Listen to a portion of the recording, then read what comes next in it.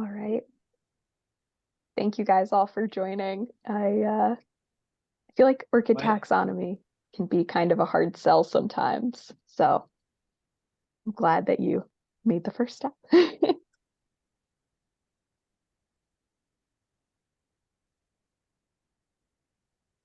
Oh, well, I'll admit people as they come, but hey, right, let's get into this. Let's dive into orchid taxonomy. It's not as intimidating as you think, as I captioned this PowerPoint. That's really reassuring. So first, the obvious question is, what is taxonomy? Apart from just a big word, it's a way that we organize the natural world. So the picture on the left kind of has this funnel down domain, kingdom, phylum, class, order, family, genus, species that gets more and more specific as you go down. And then the genus and species is the binomial nomenclature that you see on your tags and everything.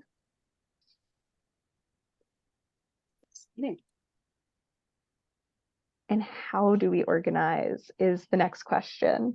And you can really organize things any way you want. You can group things by shared traits. This is fairly obvious.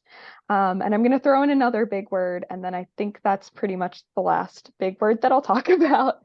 But taxonomists are looking to organize the natural world, plants, orchids, whatever they're categorizing, by finding a derived trait that's passed down to all the progeny, all the children. And those are called synapomorphies. So they are just a shared evolutionary adaptation. And I really liked this diagram because it kind of shows you branching off points. We can go on to the next slide because I think that's a good next slide. And plants like you or I have family trees. They have shared ancestors.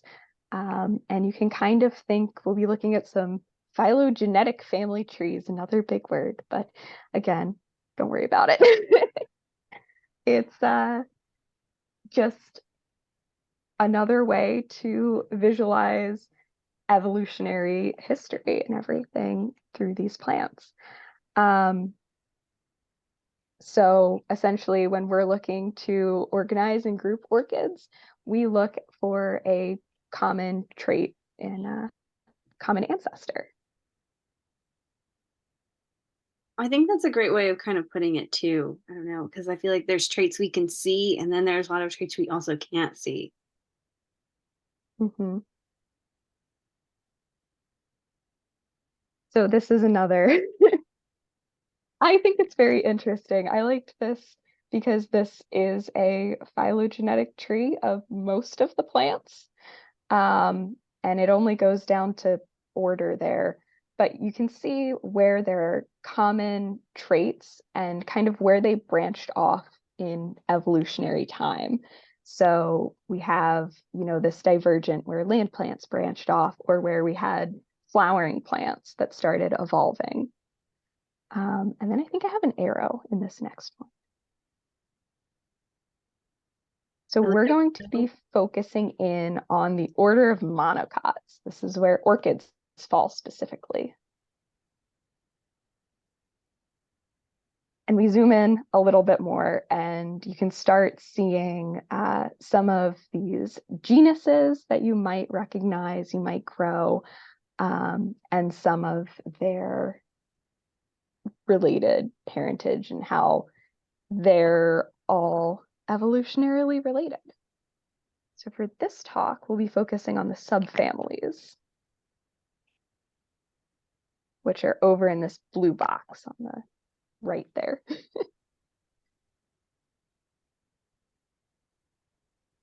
So in Orchidaceae, there are 5 major subfamilies, and they're all characterized by some of their unique traits. I think it's worth mentioning too that all of these subfamilies are on this chart, right? Right here Yep. in the They're in the blue rectangle. Yeah, yeah. And then as we go to the left there, that's all the genuses that fall underneath that subfamily. So then kind of going into some of these subfamilies, the apo Apostedoiceae. Um, I this think is, you get effort for just trying the Latin names. Whether they're right or not doesn't really matter. yeah, that's kind of a general consensus I hear from a lot of plant people in general, because I feel like we all do this goofy thing. We're all like, "Oh, I can't pronounce it," and it's like a terrible habit. But the best you can do is just go for it, and probably everyone around you will be like, "That's good enough." We have it written down here too. So if you're That's all that matters. It's that it's somewhere, it's right somewhere, not from my mouth, but on the paper. Um, yeah. so Apostodoiceae is the most primitive of all the orchids. There are 15 species of these, and they're really primitive because they are kind of grass-like. They don't have any pollinia, and they've got 3 stamens. There's some debate kind of going around of if they should be orchids, but I think that it's like good for them. They decided pretty early on, they knew what they wanted to be. All of the plants and animals were figuring out their thing, and they said, no, we want to be an orchid. And like, just like everything else, things evolved and different orchids came, but they knew right away. They said, I want to do this. So I think that's really good for them. I also think it's just really neat that they're different now. I mean, gotta respect your elders.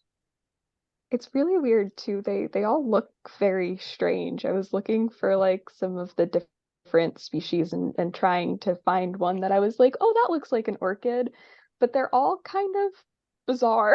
I don't know. They're just very strange, Well, this primitive little orchids. this kind of example you've got here looks very just regular flower like, honestly. Yeah, they almost have like radial symmetry too, which is weird in orchids, but They tried it out and then they decided later on it didn't work. And everyone else did something different. Like our next group. It's the a little next more one, typical orchidy. yeah, this is Vanilloideae, and this one's a pretty easy one because it contains vanilla, and everybody loves vanilla. Um, there's actually 2 tribes in this family, but I put pictures of vanilla because vanillas are really interesting. They're all vines. I don't know exactly how many species of vanillas there are, but there's a whole bunch of different ones. The ones we primarily use for vanilla extract is Vanilla plantifolia. Um, but they're just a really interesting plant.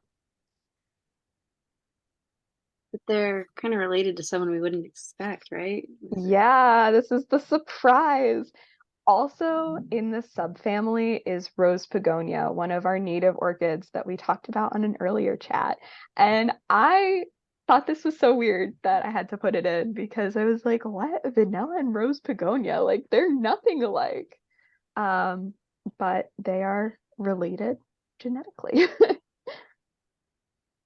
That's pretty cool. It's pretty amazing too when you think about, because rose begonias, if you've ever seen them in real life for everyone, I mean, they're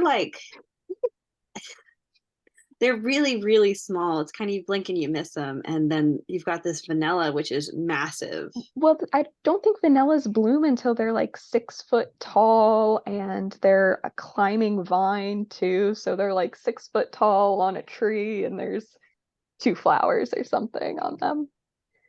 That's pretty cool. That makes me appreciate a little bit more the vanilla that we get, knowing that has to be 6 feet tall. That's bigger than me. And I've been doing this for 25 years and I haven't made it that far. I'm never going to bloom. Uh, It's tough. but you might be a rose begonia. You never know. um, so our next subfamily is the Cypridoiceae. These are all of our slipper orchids. What's kind of cool about these is even in this picture, even though these are all different, we have our paths, we have our typical lady slipper. Um, they kind of show some of these similar traits in different ways. I mean, they have the typical, petals and then the lip. And even though they're all a little bit different, you can kind of see that similarity between the flowers. Lisa, did you have anything you wanted to add about these guys? Well, I just think it's really interesting because a lot of the early botanists and taxonomists, when they were first grouping things, they would only be looking at the flower morphology in order to put everything together. So, I mean, I think you can really see it in this subfamily where someone could be like, oh, yeah, like, all of these plants have this cup-shaped lip, so we're gonna group them all together. It's interesting to see some of those things.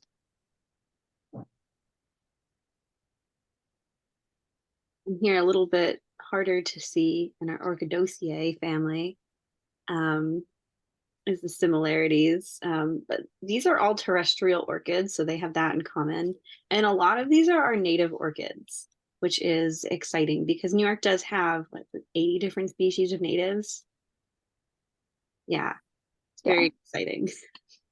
Um, and they also share that they've all got erect anthers, which is pretty neat. Is there anything else about these guys that I'm missing? Think so. But there's a few other terrestrial species that are in Orchidaceae. Like I think our donkey orchids are in Orchidaceae that we talked about last month on our animal orchids, and the Orphes, the bee mimic um, orchid is also in this family or subfamily rather. It is pretty cool. I actually had a chance last month or a couple weeks ago to meet someone from Australia. And I asked him if he had seen any like cool orchids in Western Australia. So I was like, I did a whole thing presentation on them. And he said that he hadn't seen too many because he's not really from Western Australia, but it was pretty cool to meet someone who liked plants a lot. Um, we did see when I was visiting him, we were in a kitchen and we did see some of these orchids. We saw some cattleyas, which is not surprising because this epidendroideae is our largest group of flowering species. So there's a little bit more than 15,000 species. And so most of these are the plants that we typically grow. And a great example of that is on our furthest right here. This is one of Elise's plants that she took a picture of just for this. I was very excited about it. I was like, I could finally spit some of these plants that I have blooming that never make it to the show table. So um I think another really great example too of just how things can be related but not look similar. I mean, these cattleyas have this huge lip and these big petals, and this has this big curling lip. So our epiphytes are related, but not the yeah, same.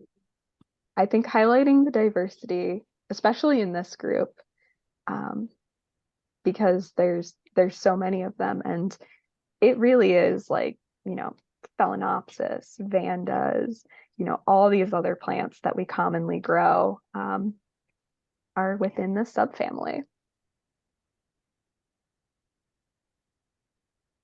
And this is part of the reason why I wanted to do this presentation, because I feel like whenever, the taxonomists come out with they've lumped a plant into another genus, everyone shakes their fists and it's like, oh, damn taxonomists, they're changing the name again, just because they want to make me have to rewrite all my tags.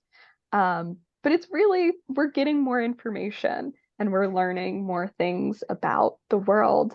So because of DNA testing and how readily available that is now, we're starting to learn that similar flower morphologies don't always mean they're related to each other.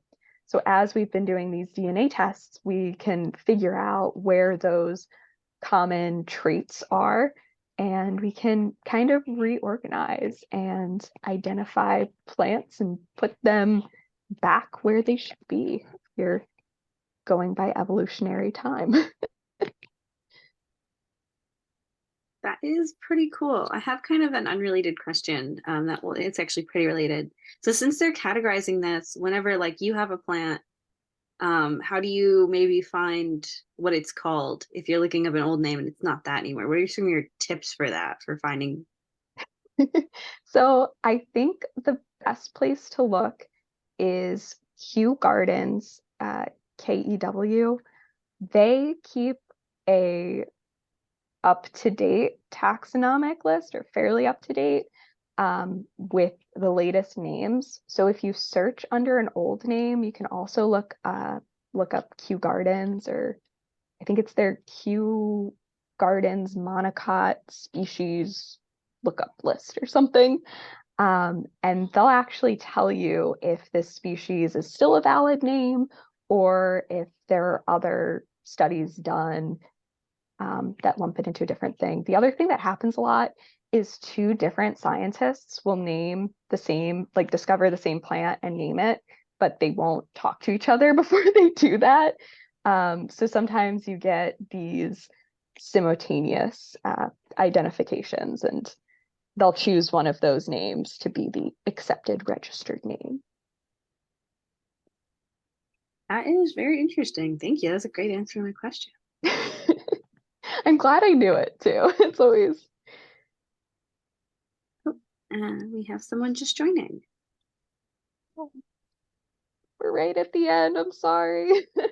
This was a quick one. I think it was really great though, because even in the short time, I feel like at least you really kind of gave us a better understanding of taxonomy. But is there any other questions that are related to taxonomy that maybe we didn't cover or need more clarification?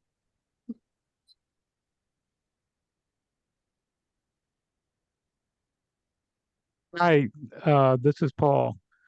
Um, the the difficult part I find is when you get into the hybrids, and then there's all this complicated taxonomy there, and I, it does it isn't it's beyond the species level, but beneath Mhm. species, and that can be very confusing. And I don't know that people are always consistent in the way they do that. Yeah. Um, and one thing I'm not sure I understand is what a Grex is. So Grex is just the name of the plant. Um, it's kind of vague and specifically geared towards orchids, but it can be a genus or the hybrid genus. So something like But you spent your golf ball money. you might see the RLC abbreviation, which is the Broncholalia cattleya hybrid. And there are a few hybrid genuses like that that have been the I guess it's a portmanteau. It's a mashup of a whole bunch of genuses that went into producing that plant, but then Mhm. some of those genuses have then been lumped. A lot of them have been lumped back into Cattleya, which again can make it confusing when you have a plant that's labeled like Potneria, but Potneria is no longer a valid genus because Right. most of those have gotten grouped back into the Cattleyas. So that's I'm on a little busy. finer scale. I'm busy here. Well, then you were messing around with me. I don't know why now all of a sudden you're not.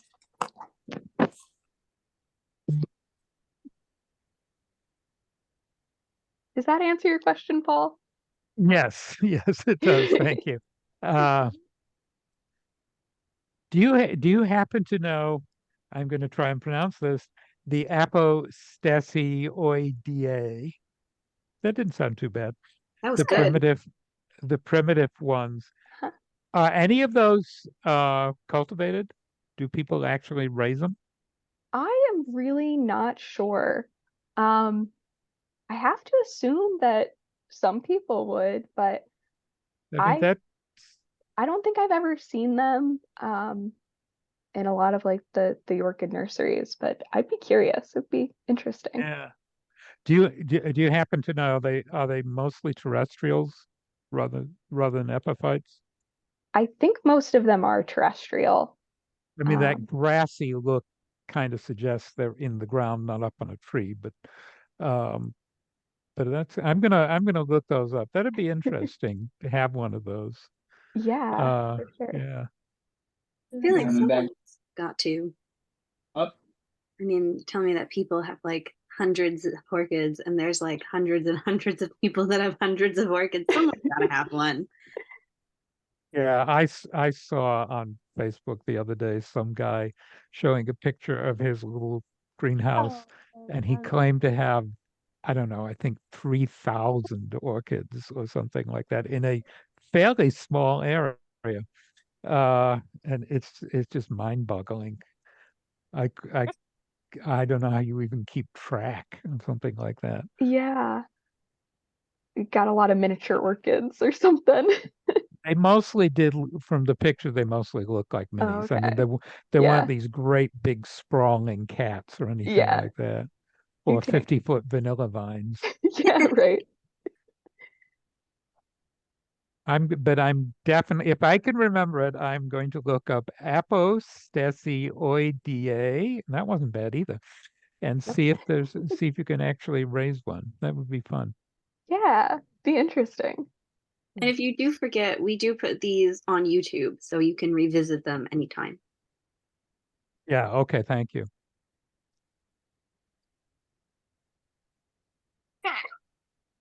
Are there any other questions or any other discussions?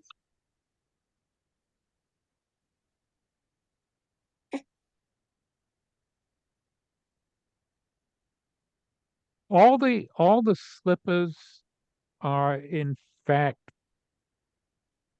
they're all Cypripedioideae, right? Even though some of them are you know, things that grow right around here, temperate climate things and real tropicals. But there is that this is a case where the flower morphology is a real clue to the relationship. So Yeah, you see that pouch, the slipper, and in fact you are looking at if you see two with the slipper, you're actually looking at least some degree of relationship there. yeah. And I liked this picture because I like to see like all of them together. I think it really highlights that point that Yeah, it is.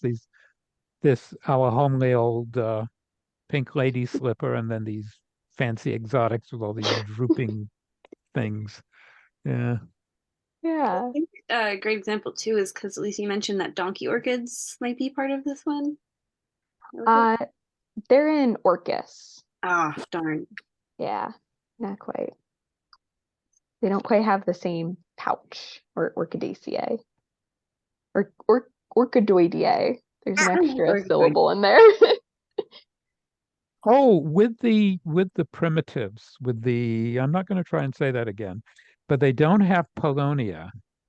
So Yeah, they have just loose pollen, they have loose pollen like regular plants do. regular plants. Yeah, I thought So that they was crazy. yeah. I mean that was no orchids have encapsulated pollen. They don't have Mhm. loose pollen. So they could potentially at any rate be wind pollinated. They wouldn't be necessarily dependent on an insect vector. Yeah, they could be. I didn't go into looking up their pollinator syndrome, but it would be really interesting to see at like what point they diverged, because they Yeah, diverged pretty early on. Um, right. but I'm yeah, I think because they're in monocots, they diverged after flowering plants. So I think they did evolve with bees or some sort of insect pollinators. But yeah, it's really interesting to think that there are a whole bunch of plants that evolved before like bees. yeah.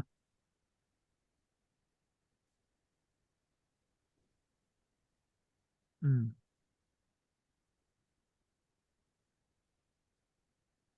Well, I'm definitely going to look these guys up and practice how to pronounce them.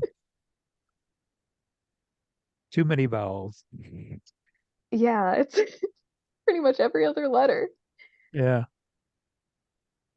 Yeah.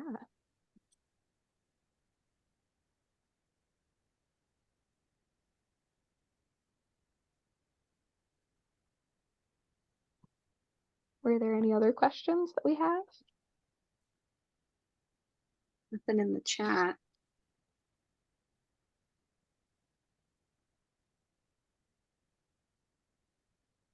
Well, I think that if there's no other questions, that we can kind of close up this book and taxonomy and label this one done.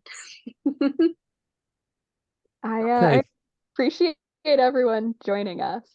And I hope Thank you it wasn't thank you for doing it. It was great. too boring.